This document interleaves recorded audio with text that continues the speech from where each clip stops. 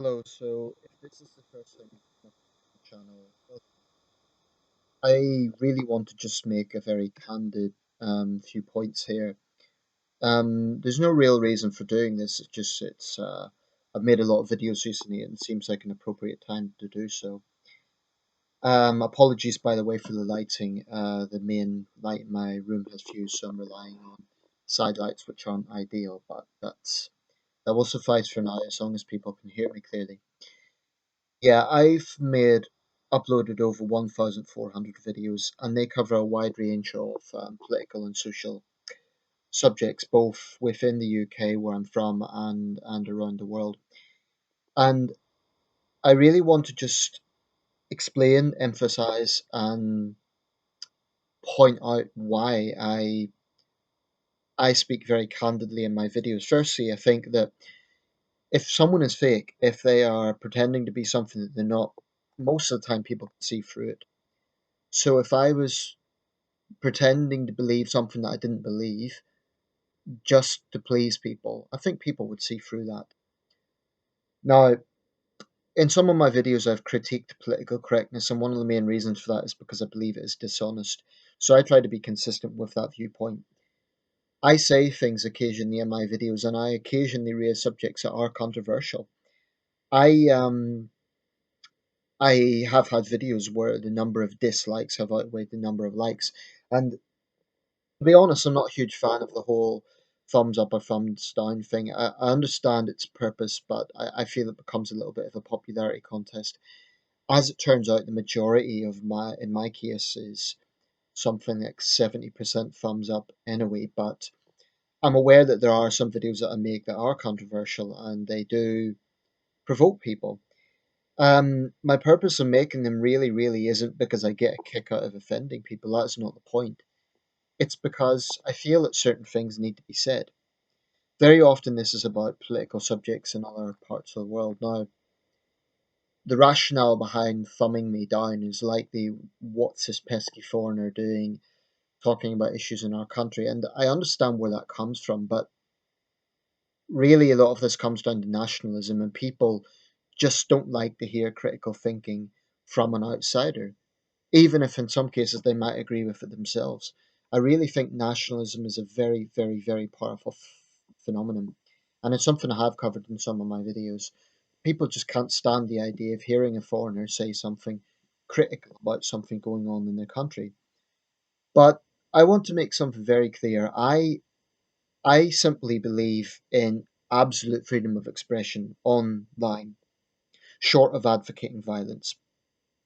Short of advocating violence. So I don't believe that that includes a right to promote terrorism, to actively say, for instance, it's your duty as a Muslim to kill infidels or, go out and kill gay people or whatever. That's different. That's an advocacy of violence.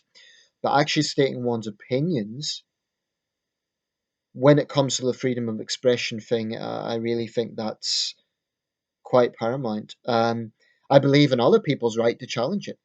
I believe in when we're talking about free expression. I believe in the right for people to say what's on their mind, but I believe in the right for others to criticize them, and that's where sometimes when people criticize political correctness, they're forgetting the caveat that people, if they're offended by something, they also have a right to voice that offense, as long as they're not trying to censor people.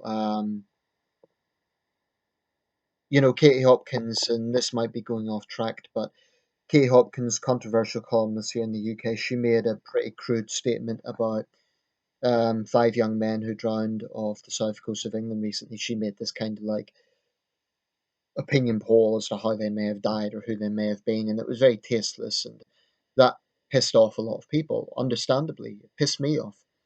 But someone had reported her to the police. Now, what I said was that that's not quite the right approach because she hasn't committed an offence, but it is extremely insensitive. And those defending Katie Hopkins need to understand that people denouncing her have just as much a right to free expression to denounce her as I was doing. I think she's a pretty vile individual, but that's just an example.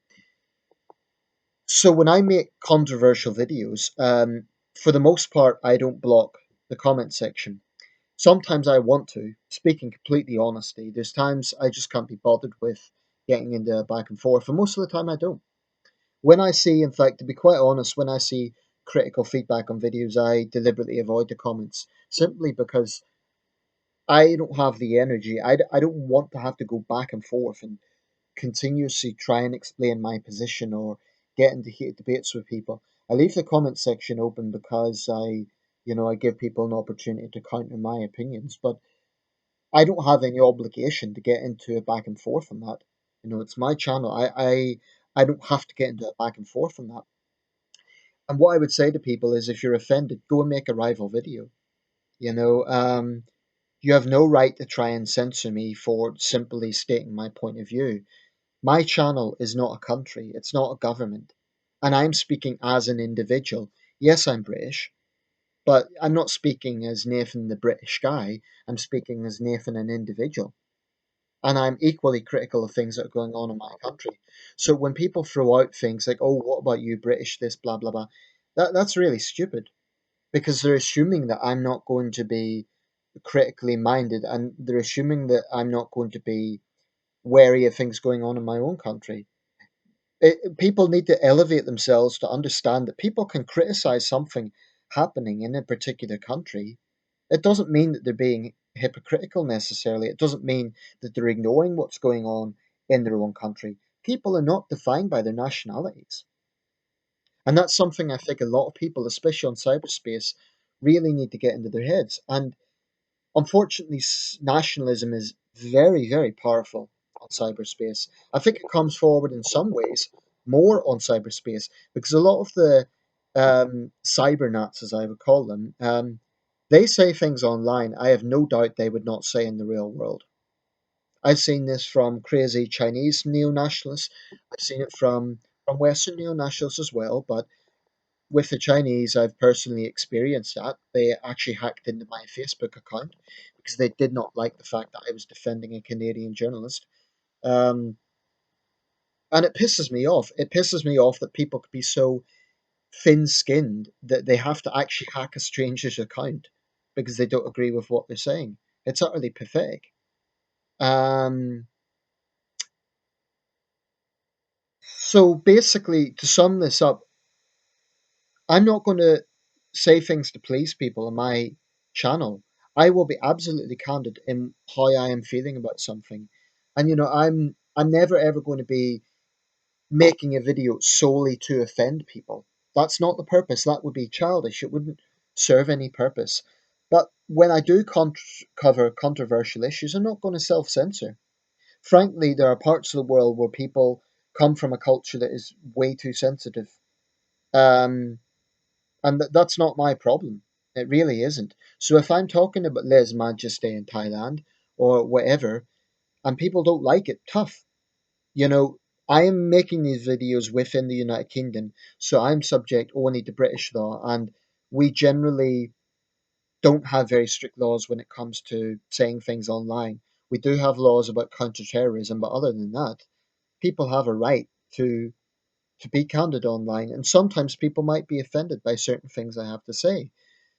I found much common ground as well. Many people have actually thanked me for the things I've had to say. But, in the end of the day, the way I see it is if I cannot be open in these videos, I'm not being myself. And it defeats the whole purpose of using this as a medium to put forward my point of view about problems I see that are out there. So, yeah, I am passionate about human rights. I am passionate about injustice. And sometimes those who are apologists for that injustice may not like what I have to say. So be it.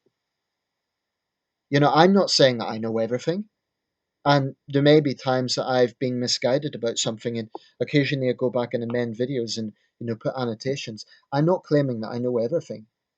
That and the point of these videos is not to be obnoxious and say, "Oh, I'm right and everyone else is wrong." The point of the videos is simply to express my point of view, which is my right to do, and I would defend anyone's right to do on YouTube videos. I will also defend the right of others to criticize them. So I have never ever said to anyone, take down your channel. I've never said to anyone, you shouldn't be allowed to have your point of view. I have criticized points of view. I've been criticized on my channel, I've criticized others, and that's fine. But what you cannot do is threaten people. What you cannot do is get to the point where you are saying I can have my point of view, but that person cannot have their point of view. The only time I think that is acceptable or that should be an approach is if there's an explicit threat of violence. So I do support censorship in terms of counter-terrorism because that is a case of public safety. That is a utilitarian question because other people come into the equation. But if it is simply there's a big difference. I'll use this as an analogy, not my own point of view, by the way, but it's just an analogy. If someone is saying they hate gay people, that's unpleasant. It's bigoted, and those people should be called out. But there's a difference between saying I hate gay people because of X, Y, and Z, and actually saying go out and I advocate people go out and beat up gay people. There's a big difference between the two positions. People need to understand that difference. The former position, in my opinion, should be challenged. It's bigoted, it's hateful, and it's unpleasant. The latter position is an advocacy of violence, and there is a difference between the two things. Um, hate speech is a term that is very. I think it needs to be better defined because it kind of gets thrown around a little bit. It's one of those concepts. It's a bit like racism or sexism. One person's hate speech is another person's telling it like it is. So, language is a very, very, very powerful thing. Very powerful. We have evolved as human beings well beyond the basic grunts of Neanderthals.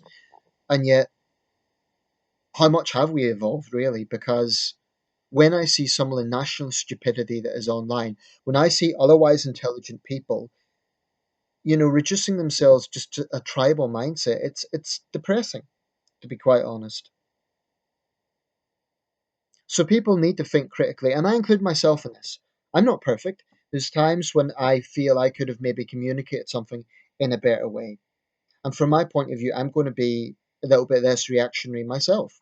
There have been times when I've been a little bit reactionary insofar as I have jumped into something I've opinionated without maybe looking at all the details. And I'm going to try hard not to do that so much. I'm going to continue to be opinionated. Being opinionated isn't necessarily a bad thing. It just means that you have passion. But I do think that people have a responsibility to be responsible for the words. So if you come out and say I hate this group, then of course you're going to get a backlash from that group. But if you say something like I hate certain aspects of a religion or I disagree with this government, you know, and then people want to threaten you for that, that's crazy. That's crazy. People need to understand the difference between generalizing an entire group of people and disliking certain aspects of a country or a government or a religion. So long as I live in a country that does, at least to some extent, I mean, the UK is not perfect. When it comes to free expression, we are nowhere near the top of the list. We're a lot better than some places, but we're nowhere near the top of the list. Um, but so long as I do have this freedom, I'm going to exercise it. And I would defend the right of anyone to do that, including, by the way, politicians, because I think there's a bit of public hypocrisy in this.